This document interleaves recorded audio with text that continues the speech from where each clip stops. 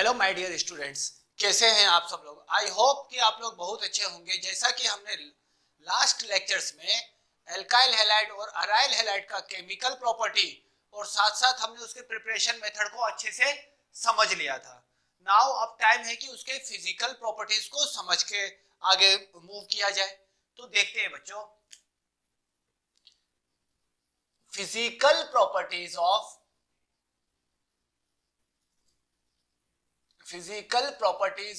Alkyl halide. देखते हैं बच्चों, समझते हैं इसको। देखो यहां पर एल्काइल हैलाइड के हमको फिजिकल प्रॉपर्टी को समझने के लिए एक एक करके हमको चीजों को समझना पड़ेगा। एक एक पॉइंट को हम थोड़ा सा ध्यान से समझते हैं, ठीक है बच्चों। तो पहला, alkyl halides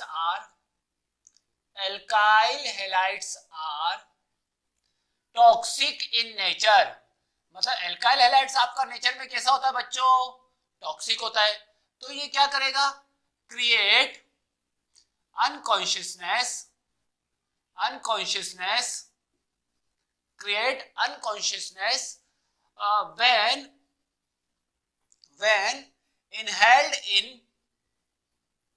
when inhaled in large amount। मतलब आपका सिंपल बात है कि अगर मैं लार्ज अमाउंट में एल्काइल हैलाइड को इनहेल्ड करूंगा तो अनकॉन्शियसनेस क्रिएट हो जाएगा। ठीक है बच्चों, ये तो काफी सिंपल था। इसका दूसरा समझते हैं फिजिकल प्रॉपर्टी, RF का मतलब alkyl fluoride and alkyl chloride both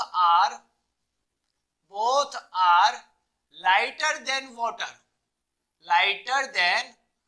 मतलब वाटर से मतलब हल्के होते हैं। अब वाटर से हल्के होंगे तो वाटर के अंदर जब मैं इनको ऐड करूंगा तो ये वाटर के सरफेस पे आ जाएंगे। ठीक है बच्चों।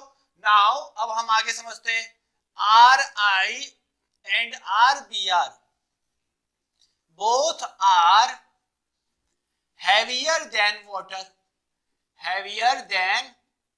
water। ये दोनों वाटर से हैवियर होते हैं। ठीक है बच्चों, ये काफी उतना इंपॉर्टेंट नहीं है एक्चुअली। फिजिकल प्रॉपर्टी को आपको मगअप करना पड़ेगा, लेकिन कुछ कुछ पॉइंट है जो आप समझ सकते हैं। ठीक है, अगला पॉइंट। अब अगर मैं स्टेबिलिटी की बात करूं, किसकी बात करूं बच्चों? स्टेबिलिटी की। तो अगर मैं स्टेबिलिटी के थीम से देखूं तो यहां पर RF की स्टेबिलिटी सबसे ज्यादा, उसके बाद RCl, RBr और RI सबसे लेस स्टेबल। क्यों? ये मैंने बात किया बच्चों एक्सपोजर इन लाइट। ठीक है, एक्सपोजर इन लाइट में एक्सपोज करने पर देखो, अगर RI को मैं अगर लाइट में एक्सपोज करूंगा, सनलाइट में होगा ये आपका, तो ये तो तुरंत आपका किस में कन्वर्ट हो जाएगा? एल्केन में, और साथ में आपका क्या प्रेजेंट कर देगा? I2। ठीक है, ये मैंने आपको मैक्सिमम बताया। इसी बिहेवियर की वजह से हम यहाँ पर HNO3 और HiO4 और H3PO4 जैसे ऑक्सीडाइजिंग एजेंट का यूज किया करते हैं। ठीक है, रिएक्शन में कहीं कहीं आपने देखा होगा कि RI का रिएक्शन में HNO3, HiO4 और H3PO4 के प्रेजेंस में कराता हूं। इसका रीजन यही है। ठीक है, नेक्स्ट डी पॉइंट अब हम समझते हैं। यहां पर इसको बच्चों हम क्या बोलेंगे? ये हमारा क्या होगा बच्चों? ये हमारा होगा बच्चों यहां पर एल्काइल हैलाइड। अब देखो एल्काइल हैलाइड जैसा कि आप लोग समझते हैं कि अगर इस बॉन्ड को मैं अगर डिसोसिएट करूंगा तो यहां पर डेल्टा माइनस, यहां पर क्या आ जाएगा बच्चों? Delta plus. अब यहां पर डेल्टा माइनस है, यहां पर डेल्टा प्लस है, तो मैं क्या बोल सकता हूं? ये आपका पोलर इन नेचर होगा। ठीक है, पोलर इन नेचर होगा। अब ये अगर आपका पोलर इन नेचर हुआ तो जैसा कि आप लोगों ने कंसेप्ट समझा हुआ है, लाइक डिसॉल्व लाइक। ठीक है, लाइक डिसॉल्व लाइक मतलब अगर ये आपका पोलर है, H2O भी आपका पोलर होगा, तो इसका मतलब ये आपका H2O में डिसॉल्व होगा। लेकिन इंपॉर्टेंट बात अब यहां से जनरेट होगा आपका बच्चों। ठीक है, but it cannot dissolve in water due to inability to formation of hydrogen bond मतलब हाइड्रोजन बॉन्ड के फॉर्मेशन के इनएबिलिटी की वजह से ये आपका डिसॉल्व नहीं होता है। अब हम इसको एक और तरीके से समझते हैं बच्चों, ठीक है, इसको एक और तरीके से हम समझेंगे काफी अच्छे से, ताकि आपको अच्छे से समझ में आ जाइए। देखो अब यहां पर समझते हैं हम H2O मॉलिक्यूल में बच्चों आपका हाइड्रोजन बॉन्ड प्रेजेंट होगा, जैसा कि आप लोग समझते हो। देखो यहां पर H2O मॉलिक्यूल, अब देखो H2O मॉलिक्यूल में बहुत सारे H2O मॉलिक्यूल होंगे यहाँ पर, ठीक है, बहुत सारे H2O मॉलिक्यूल मैंने एज्यूम कर लिया H2O, तो उन सब के आपस में हाइड्रोजन बॉन्ड होगा, उन सब के आपस में कौन सा बॉन्ड होगा बच्चों, हाइड्रोजन बॉन्ड होगा, ठीक है। अब अगर मैं इसमें एल्काइल हैलाइड को मिक्स कर दूं तो एल्काइल हैलाइड आपका H2O मॉलिक्यूल के साथ इंटरेक्शन करेगा तो यहां पर आपका क्या बनाएगा, यहां पर आपका ध्यान से देखोगे तो यहां पर आपका बॉन्ड का फॉर्मेशन होगा। अब यहां पर अगर आपका बॉन्ड का फॉर्मेशन हो गया बच्चों, अब यहां पर बॉन्ड का फॉर्मेशन हो गया, bond formation is what, exothermic phenomena. Exothermic आपका प्रोसेस होता है। अब यहाँ पर हाइड्रोजन बॉन्ड को तोड़ने के लिए मुझको कुछ एनर्जी की रिक्वायरमेंट होगी। यहाँ पर हाइड्रोजन बॉन्ड आपका अट्रैक्शन बॉन्ड होगा, जहां पर मुझे इसको तोड़ने की रिक्वायरमेंट होगी। तोड़ने के लिए मुझे हाइड्रोजन बॉन्ड को डिसोसिएट करने के लिए ये आपका एक्सोथर्मिक प्रोसेस होगा। हाइड्रोजन बॉन्ड को डिसोसिएट करना है तो मुझे एक्सोथर्मिक प्रोसेस होगा। तो अब हम समझ सकते हैं कि इस बॉन्ड को फॉर्म करना है और यहां से डिसोसिएट करना है। अगर मैं इस बॉन्ड को फॉर्म करूंगा तो फॉर्म करने पर एक्सोथर्मिक आपका उतनी एनर्जी रिलीज नहीं होगी जो इसके बॉन्ड को तोड़ने के लिए सफिशिएंट हो। तो यहाँ पर हाइड्रोजन बॉन्ड को तोड़ने के लिए आपको सफिशिएंट एनर्जी की रिक्वायरमेंट होगी और वो सफिशिएंट एनर्जी आपको यहां से प्रोवाइड नहीं हो पाएगी। इसीलिए हम क्या बोल सकते हैं बच्चों, alkyl halides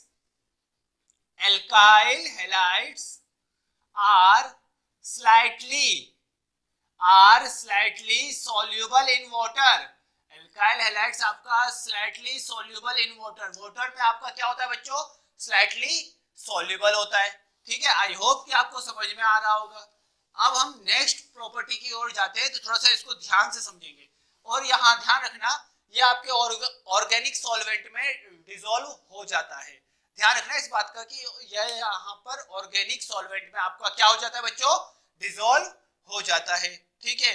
now next point अब हम समझते हैं बॉइलिंग पॉइंट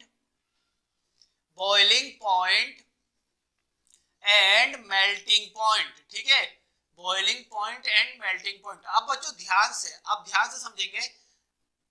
ये आपका क्या हो गया बच्चों, ये आपका हो गया एल्काइल हैलाइड। अब ये आपका यहाँ पर एल्काइल हैलाइड है, ठीक है।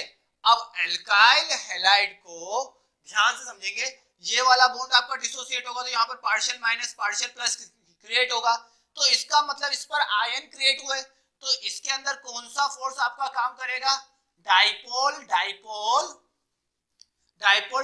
अट्रैक्शन फोर्स, जिसको हम क्या बोलेंगे, डाइपोल अट्रैक्शन फोर्स होगा, जिसको हम क्या बोलेंगे बच्चों, यहां पर हम इसको बोलेंगे वंडरवॉल फोर्स हम बोल सकते हैं, ठीक है। वंडरवॉल फोर्स मैंने बोल दिया, वंडरवॉल फोर्स ऑफ अट्रैक्शन। तो जैसा कि मैंने आपको केमिकल बॉन्डिंग में लिखवाया था बच्चों, van der Waals force of attraction is directly proportional to the molecular mass. अगर आपका मॉलिक्यूलर मास बढ़ेगा तो वंडरवॉल फोर्स ऑफ अट्रैक्शन आपका इंक्रीज होगा। अब देखो यहां पर समझते, अगर आपका मॉलिक्यूलर मास बढ़ा तो van der Waals force of attraction increase हुआ। जितना ज्यादा आपका मॉलिक्यूल टाइटली बॉन्डेड होगा उतना ज्यादा उसको डिसोसिएट मतलब अलग करने में उतनी ही एनर्जी कंज्यूम होगी। इसका मतलब उसको उतनी ही हमको हीट प्रोवाइड करनी पड़ेगी, इसका मतलब उसमें बॉइलिंग पॉइंट भी बढ़ेगा। तो हम क्या बोल सकते हैं, hence boiling point is directly proportional to the molecular mass। अब देखो इसमें मैं कंडीशन बनाता हूं, आपको समझ में आ जाएगा, ठीक है। Case first for different halide. अगर मैं डिफरेंट डिफरेंट हैलाइड की बात करूंगा तो इसका हिसाब से मतलब इस कंडीशन के हिसाब से आर आई आपका सबसे मैक्सिमम, उसके बाद आर बी आर, उसके बाद आर सी एल, उसके बाद आर एफ। तो मतलब आर आई का आपका क्या होगा बच्चों, आर आई का बॉइलिंग पॉइंट आपका सबसे ज्यादा होगा। ठीक है, आई होप कि आपको समझ में आ रहा होगा। अब देखो अगला अगला इसी में एक और कंडीशन हम बोल सकते हैं, condition 2 for isomeric form. Isomeric form, अब जैसा कि आप लोग जानते हो कि boiling point is inversely proportional to the branching. मतलब अगर मेन चेन में जितना आपका ब्रांच बढ़ेगा उतना ही आपका बॉइलिंग पॉइंट कम होता जाएगा। देखते हैं यहाँ पर, समझते हैं। तो इसके हिसाब से हम क्या बोल सकते हैं बच्चों, यहाँ पर 1 डिग्री आर एक्स का आपका सबसे ज्यादा होगा, उसके बाद 2 डिग्री आर एक्स का, उसके बाद 3 डिग्री आर एक्स। देखो एक एग्जाम्पल हम इसमें समझते हैं। ठीक है, एग्जाम्पल समझते हैं कि किस तरीके से आपका यहाँ पर बॉइलिंग पॉइंट का ऑर्डर होगा। ठीक है, तो हम एक एग्जाम्पल लेते हैं। देखो यहाँ पर CH3 CH2 CH2 CH2X, ये हो गया फर्स्ट। यहाँ पर CH3 CH2 CH CH3 और ये हो गया X, ये हो गया आपका सेकेंड। अब यहाँ पर CH3 C CH3 CH3 और यहाँ पर हो गया X, इसको क्या बोलेंगे थर्ड। अब देखो इस सब में अगर मैं बॉइलिंग पॉइंट का ऑर्डर देखूं तो यहाँ पर ब्रांचिंग सबसे कम है, तो इसका बॉइलिंग पॉइंट सबसे ज्यादा, उसके बाद इसका, और सबसे कम किसका बॉइलिंग पॉइंट होगा बच्चों, थर्ड का। तो आई होप कि आपको यहाँ तक फिजिकल प्रॉपर्टी समझ में आ गया होगा। मैक्सिमम आपको फिजिकल प्रॉपर्टी से उतने क्वेश्चन नहीं पूछे जाते, लेकिन फिर भी आपको थोड़े बहुत क्वेश्चन को ध्यान रखने पड़ेंगे। ठीक है, आई होप कि आपको यहाँ तक समझ में आ गया होगा। तो अब हम देखते हैं नेक्स्ट में अब हम देखते हैं physical property of aryl halide. ठीक है, aryl halide, physical properties of aryl halide. अब अराइल हैलाइड में अराइल कंपाउंड को हम क्या बोलेंगे बच्चों, ध्यान से समझेंगे। अराइल का मतलब आपका क्या होता है, एरोमेटिक। ठीक है, एरोमेटिक कंपाउंड। अब ध्यान से समझना, एरोमेटिक कंपाउंड मतलब एरोमेटिक नाम का कहां से आया बच्चों, एरोमा। एरोमा का मतलब क्या हो गया बच्चों आपका, प्लीजेंट स्मेल। मतलब जिसके अंदर प्लीजेंट स्मेल होगा वो आपका एरोमेटिक कंपाउंड होगा। तो यहां पर हम क्या बोल सकते हैं, generally aryl halides are liquid in state. अपने स्टेट में क्या होता है बच्चों, लिक्विड होता है, विद प्लीजेंट स्मेल। मतलब प्लीजेंट स्मेल के साथ लिक्विड इन स्टेट होता है। आई होप कि आपको समझ में आ रहा होगा। फिर हम अगला पॉइंट हम इसमें बोल सकते हैं, ध्यान से समझेंगे। Boiling point of aryl halide is greater than boiling point of alkyl halide. मतलब boiling point of aryl halide is greater than boiling point of alkyl halide. ठीक है, जहां पर बॉइलिंग पॉइंट आपका अराइल हैलाइड का ज्यादा होता है as compare to alkyl halide से। ठीक है बच्चों, आगे अब हम समझते हैं। यहाँ पर ध्यान से हम यहाँ पर बोल सकते हैं, यहाँ पर अगर मैं बॉइलिंग पॉइंट की बात करूं, बॉइलिंग पॉइंट तो हो गया बच्चों। सॉल्युबिलिटी, ठीक है, सॉल्युबिलिटी के रेस्पेक्ट में हम बात करते हैं तो ध्यान से समझेंगे। Aryl halides can't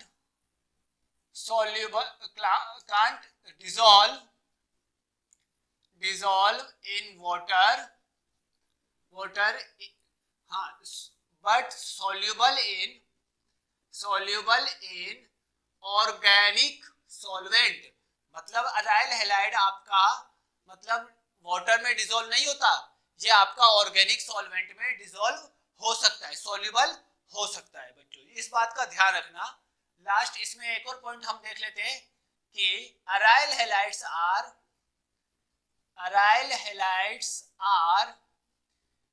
steam liquid.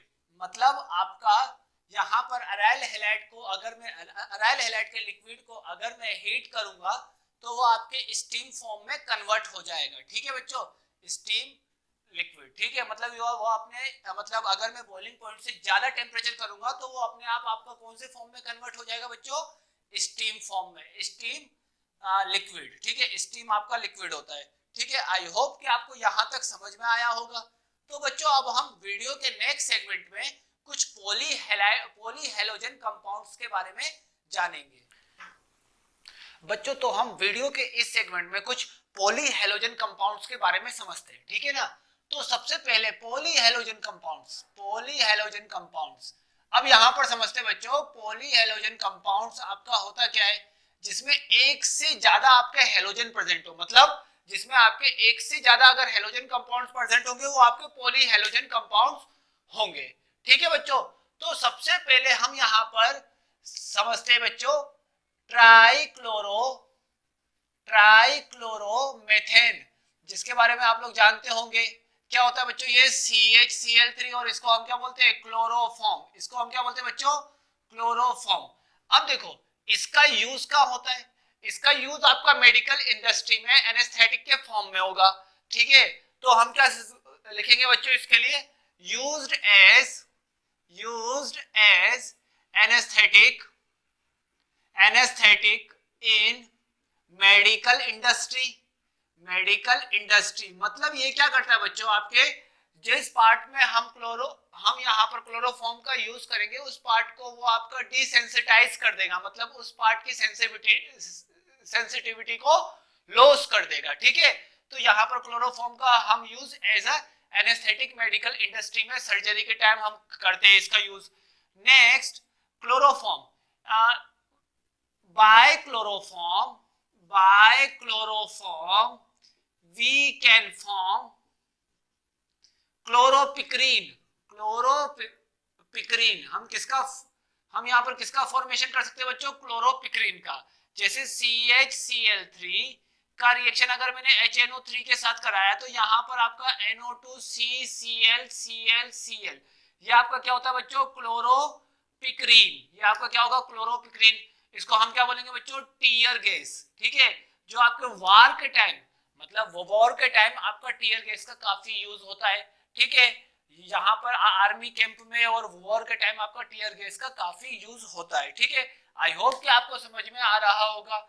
अब सबसे important point, chloroform is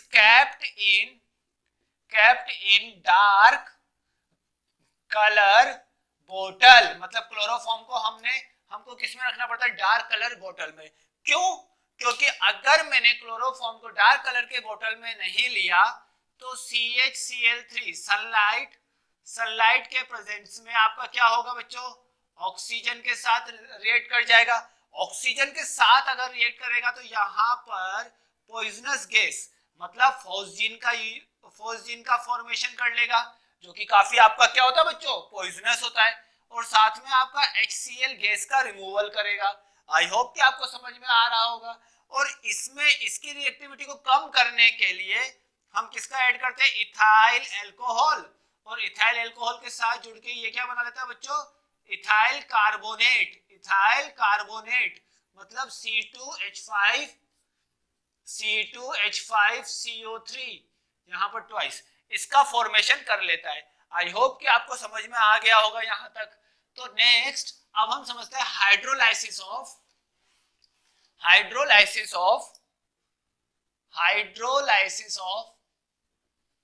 chloroform का हाइड्रोलाइसिस हम कैसे कराएंगे बच्चों, देखो इसका मैं स्ट्रक्चर बना के आपको बताता हूं ताकि आपको जल्दी से समझ में आ जाए। देखो अगर मैंने H2O के साथ रिएक्शन कराया तो यहाँ पर क्या होगा बच्चों, HCOH। अब देखो यहाँ से मेरे एक कार्बन पे 3 OH, वैसे ही आपके 2 OH अनस्टेबल होते हैं, एक यहाँ पर तीन आपके OH है तो अनस्टेबल होगा, तो यहाँ से H2O का रिमूवल होगा तो यहाँ पर क्या बना लेगा बच्चों, फॉर्मिक एसिड। और आगे अगर ये NaOH के साथ इसका ऐड करेंगे तो फॉर्मेट एसिड का फॉर्मेशन कर लेगा, फॉर्मेट सॉल्ट आपका फॉर्म कर लेगा। तो इस तरीके से हम इसका हाइड्रोलाइसिस भी करवा सकते हैं बच्चों। ठीक है, अब हम आगे समझते हैं यहाँ पर कि क्लोरोफॉर्म, देखो यहाँ पर higher consumption of chloroform, higher consumption of chloroform CHCl3 leads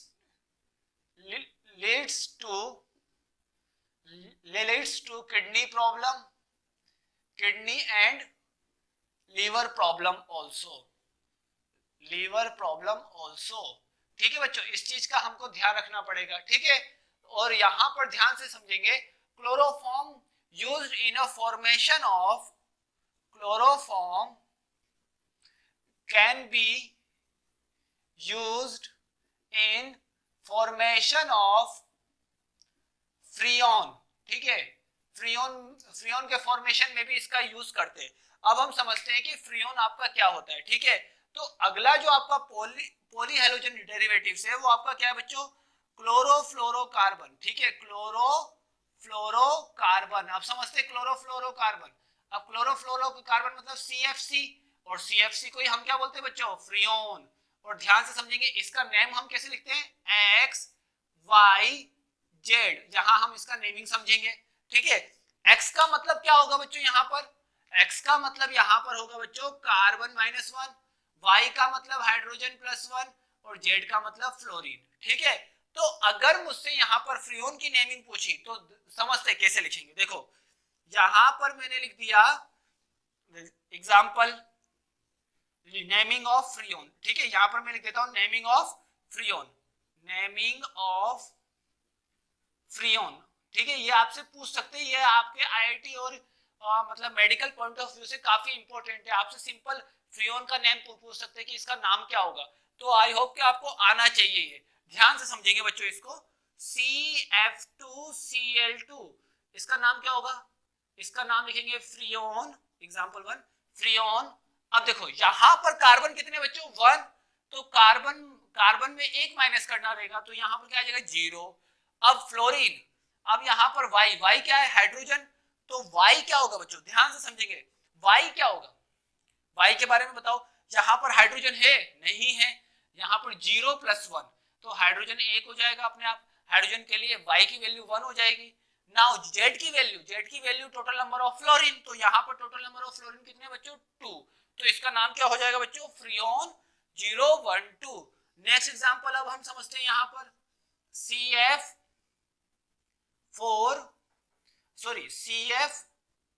यहाँ पर 3Cl, अब इसका नाम बताएंगे बच्चों, फ्रीऑन, जल्दी से बताइए इसका नाम बच्चों, क्या नाम होगा इसका। देखो कार्बन में एक माइनस करना है, तो यहाँ पर क्या आ जाएगा 0। अब यहाँ पर हाइड्रोजन नहीं है, तो हाइड्रोजन का कितना हो जाएगा बच्चों, हाइड्रोजन का यहाँ पर आपका हो जाएगा, यहाँ पर हाइड्रोजन आपका कितना है 0 है, तो हाइड्रोजन में एक ऐड कर देंगे तो यहाँ पर 1 हो जाएगा। ठीक है, और यहाँ पर फ्लोरीन कितने 3 है, तो यहाँ पर कितना हो जाएगा फ्रीऑन 013। नेक्स्ट अभी हम एक और एग्जांपल समझते हैं इसका बच्चों, ध्यान से बच्चों, इसका नेमिंग आपको आना चाहिए। ठीक है, इसका नेमिंग आपको आना चाहिए। ठीक है, तो यहाँ पर फोर्थ पॉइंट, थर्ड एग्जांपल हम लेते हैं CFCl3। अब देखो इसका नाम क्या होगा बच्चों, फ्रीऑन, क्या बोलेंगे, कार्बन एक है, एक में एक माइनस करेंगे 0, फ्लोरीन आपका एक है और यहाँ पर हाइड्रोजन 0 है, तो 1 हो गया, या इसका नाम क्या हो जाएगा फ्रीऑन 11। हाइड्रोजन +1, ये आपका कार्बन -1, मतलब एक कार्बन था तो एक कर दिया, यहाँ पर हाइड्रोजन +1 और यहाँ पर नंबर ऑफ फ्लोरीन। ठीक है, नंबर ऑफ फ्लोरीन। तो आई होप कि आपको फ्रीऑन की नेमिंग आ गई होगी। सो होमवर्क के लिए बच्चों आप इसको लिख लीजिए C2F4Cl2, इसका नेमिंग आपको करना है, और फिफ्थ C2F2Cl4, इसकी आपको नेमिंग करनी है। ये आपके लिए होमवर्क है बच्चों, इसका नेमिंग आप लोगों ने ट्राई करना। ठीक है बच्चों, अब देखो फ्रीऑन आपका किसकी तरह यूज होता है बच्चों, फ्रीऑन आपका यूज होता है यूज्ड एज रेफ्रिजरेंट, किसकी तरह यूज होगा बच्चों, रेफ्रिजरेंट की तरह यूज होगा ये आपका, या फिर आपका प्रोपेलेंट, ठीक है, प्रोपेलेंट की तरह यूज होता है बच्चों ये आपका। ठीक है, आई होप कि आपको समझ में आ रहा होगा। अब ध्यान से समझेंगे, ये आपका काफी हार्मफुल है। ठीक है, ये आपका हार्मफुल है। क्यों हार्मफुल है बच्चों? ड्यू टू द CFC आपका क्या होता है, ओजोन लेयर का, ओजोन लेयर आपका क्या हो रहा है बच्चों, डिप्लेट हो रहा है। ओजोन लेयर का डिप्लेशन हो रहा है। ठीक है, ओजोन लेयर आपका क्या हो रहा है, डिप्लेट हो रहा है। ठीक है, ओजोन लेयर का यहाँ पर डिप्लेशन होता है। ओजोन लेयर के डिप्लेशन की वजह से जो आपके हार्मफुल जो रेडिएशन होते हैं सनलाइट से, वो डायरेक्ट स्किन पे आते हैं, और इस वजह से क्या हो रहा है बच्चों, कॉज्ड स्किन कैंसर। ठीक है, स्किन कैंसर मतलब ये आपके यहाँ पर ये ओजोन लेयर को डिप्लेट करता है, और ओजोन लेयर में होल क्रिएट हो चुका है, और होल की वजह से आपके डायरेक्ट जो सनलाइट है, सनलाइट का रेडिएशन आपके स्किन पे पड़ेगा, जिससे आपका क्या होगा बच्चों, स्किन कैंसर होने की प्रोबेबिलिटी बढ़ेगी। अब देखो थर्ड जो आपका सबसे इंपॉर्टेंट है वो आपका बच्चों DDT है। क्या है बच्चों आपका, DDT। DDT का नाम क्या होगा बच्चों, डाइक्लोरो डाइफिनाइल ट्राइक्लोरो इथेन, ये इसका पूरा नाम होता है। अब हम समझते हैं DDT। DDT क्या होता है बच्चों, DDT के बारे में बताता हूं बच्चों। यूज्ड एज इंसेक्टिसाइड, इंसेक्टिसाइड किसकी तरह यूज होगा बच्चों, इंसेक्टिसाइड मतलब मलेरिया मॉस्किटोस को मतलब खत्म करने में या फिर उसको हटाने में आप किसका करोगे यूज बच्चों, DDT का। अब देखो DDT का प्रिपरेशन मेथड क्या है बच्चों, ध्यान से समझेंगे। प्रिपरेशन मेथड ऑफ DDT का प्रिपरेशन कैसे करते हैं बच्चों, ध्यान से समझेंगे। अगर मैं क्लोराल की रिएक्शन अगर मैं क्लोरोबेंजीन के साथ करा दूंगा, किसके साथ करा दूंगा बच्चों, क्लोरोबेंजीन के साथ करवा दूंगा, तो आपका क्या बनेगा, DDT का फॉर्मेशन होगा। किसका फॉर्मेशन होगा बच्चों, DDT का फॉर्मेशन होगा। तो अब हम देखते हैं इसका रिएक्शन। तो ध्यान से समझेंगे बच्चों, ये आपका यहाँ पर क्लोराल है। क्या है क्लोराल, क्लोराल मतलब CCl3COH। ये आपने कहीं बनाया होगा बच्चों, आपने हेलोफॉर्म रिएक्शन में इसका यूज किया होगा, आपने बनाया भी होगा, प्रिपेयर किया होगा, जब आपने 3 मोल NaOH का यूज किया होगा तब आपका ये आपका बना होगा। ठीक है बच्चों, तो यहाँ पर ध्यान देना, 3 मोल जब आपने NaOH किया होगा और वहां पर एसिडिक हाइड्रोजन को रिमूव किया होगा तो आपका यहाँ पर क्लोराल बना था। ठीक है, अब इसी क्लोराल की रिएक्शन अगर मैं क्लोरोबेंजीन के साथ करवा दूं तो आपका क्या बनेगा बच्चों, कुछ इस तरीके से कंपाउंड बनेगा, जो आपको मगअप करने पड़ेंगे बच्चों कुछ रिएक्शन आपको केमिस्ट्री में, और बाकी तो आपको समझ सकते हैं। बाकी जो भी आपका मैकेनिज्म वाला पार्ट होगा वो मैं आपको समझा दूंगा। ठीक है, इसी को हम क्या बोलते हैं बच्चों, DDT। अगर मैं इसका IUPAC नेम लिखना चाहूंगा तो किस तरीके से लिखूंगा, ध्यान से समझेंगे बच्चों। ये 1 डैश मान लेते हैं इसको, 1 और 2। तो देखो ये आपका मेन चेन लेंगे हम, तो ये आपका क्या होगा, सब्स्टिट्यूएंट होगा। ठीक है, ये आपका मेन चेन होगा, तो ये आपके क्या हो जाएंगे बच्चों, सब्स्टिट्यूएंट। इसको मेन चेन लेंगे। ठीक है, तो देखो कैसे होगा, 1 डैश, पहले मैंने यहाँ पर सिंबल लगा दिया। अब क्या होगा, 1 डैश पे क्या है बच्चों, 1 डैश पे क्या है, ये वाला कंपाउंड है, तो क्या लिखेंगे, 2 क्या लिखेंगे, ट्राई क्लोरो इथेन। ठीक है, अब ये दोनों से जुड़ा हुआ है 1 पोजीशन पे, तो 1 डाई आई, ये मैंने लिख दिया इसका नाम। ठीक है बच्चों, अब मैं क्या करूंगा, ये कितने बच्चों, 2 है, तो इसके लिए क्या लिखूंगा, 20, आगे क्या हो जाएगा 20, सॉरी यहाँ पर 1 2 3 4, यहाँ पर भी 2 3 4, फोर्थ पोजीशन पे आपका क्लोरीन है, तो क्या हो जाएगा 4 क्लोरो बेंजीन। ठीक है, तो ये इसका आपका क्या है बच्चों, IUPAC नाम। वैसे इसके 2 IUPAC नेम हो सकते हैं, एक आपको इसका फंक्शनल ग्रुप मान के, इसको आप मेन चेन मान के, इनको सब्स्टिट्यूएंट मान के भी लिख सकते हो, या फिर आप इसको मेन मान के इसको सब्स्टिट्यूएंट मान के लिख सकते हो, लेकिन आपका मोस्ट प्रिफर्डली आपको इसको प्रिफर्ड किया गया है। ठीक है, आई होप सो कि आपको समझ में आया होगा। इसमें और भी आपके पॉलीहेलोजन कंपाउंड है, सो हम उसको भी अब डिस्कस कर लेते एक बार, HiO3। अब देखो इसका यूज हम कहाँ करेंगे, टिंचर आयोडीन के फॉर्म में। किसके फॉर्म में करेंगे, टिंचर आयोडीन के फॉर्म में हम इसका यूज करते हैं। और भी हमारे हैं जैसे CH2Cl2, तो वहां से आपके क्वेश्चन आना काफी कम है। तो आई होप सो कि जो भी आपके इंपॉर्टेंट थे वो मैंने आपको समझा दिए। ठीक है, आई होप कि आपको यहाँ तक समझ में आया होगा। और इस तरीके से आपका एल्काइल हैलाइड और अराइल हैलाइड वाला चैप्टर बच्चों समाप्त होता है। अब हम इसके क्वेश्चन की ओर मूव करेंगे, और जो हमारा नेक्स्ट चैप्टर होगा बच्चों वो अल्कोहल, फिनॉल, ईथर है। ठीक है बच्चों, आई होप कि आपको समझ में आया होगा। So thank you so much.